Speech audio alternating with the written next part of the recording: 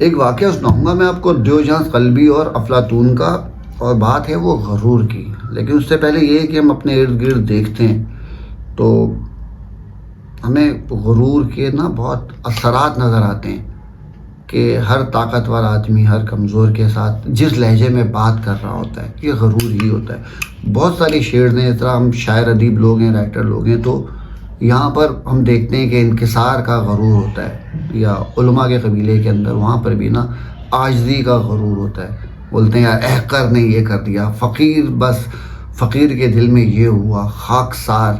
تو یہ بھی کہیں نہ کہیں غرور کی قسمیں ہوتی ہیں کہ وہ ہے نا کہ چکنی چپڑی جو بات کرتا ہے پیر چھوتے ہی ہاتھ کرتا ہے.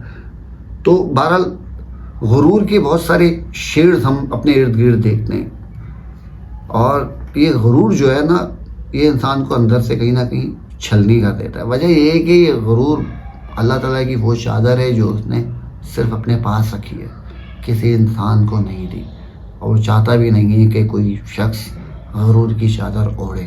اسے پسند بھی نہیں، خدا کو پسند بھی نہیں ہے کہ یہ چادر کسی اور کے پاس جائے.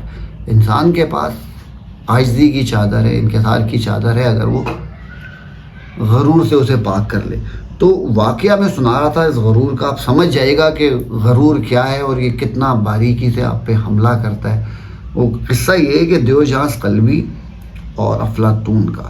دیوجان قلبی وہی ہیں جن کے بارے میں ایک کہاوت مشہور ہے کہ وہ سمندر کنارے بیٹھے ہوئے تھے دھوپ میں، بلکہ لیٹے ہوئے تھے. تو اس وقت کا بادشاہ آیا اور اس نے کہا دیوجان قلبی تجھے کیا چاہیے؟ تو قلبی نے کہا روشنی چھوڑ دو. مطلب تم مجھے کیا دو گے، تم نے تو خود میری روشنی روک دی، میرے سورج کی دھوپ روک دی. تو اس طرح کا آدمی تھا دیوجان قلبی. تو کیا کرتا تھا، اس کے پاس ایک صندوق ہوتا تھا، اس کے اندر وہ ایک پیالہ رکھا ہوتا تھا اور وہ رگڑتا ہوا جا رہا ہوتا تھا. تو افلاطون نے ایک دفعہ دعوت کی سارے فلاسفرز وغیرہ کو، تھنکرز وغیرہ کو اپنے محل نما گھر میں بلایا. عشائیہ تھا تو بڑے بڑے جید علماء اور فلاسفر آئے. دیوجان قلبی کو ہی بلایا گیا تھا. دیوجان قلبی جب جیسے ہی اس محل میں آیا، اس نے دیکھا کیا موٹا تگڑا قالین لگا ہوا ہے، بڑا خوبصورتی ہے، اور دیوجان قلبی کے پاؤں کیچڑ زدہ تھے. تو اس نے اپنے جوتے جو ہے نا کیچڑ والے جوتے وہ قالین میں رکھے اور رگڑ دیے، وہ بری طرح رگڑے. تو افلاطون نے دیکھا اسے اور بھاگتا ہوا آیا اور کہا کہ دیوجان قلبی یہ کیا کر رہے ہو؟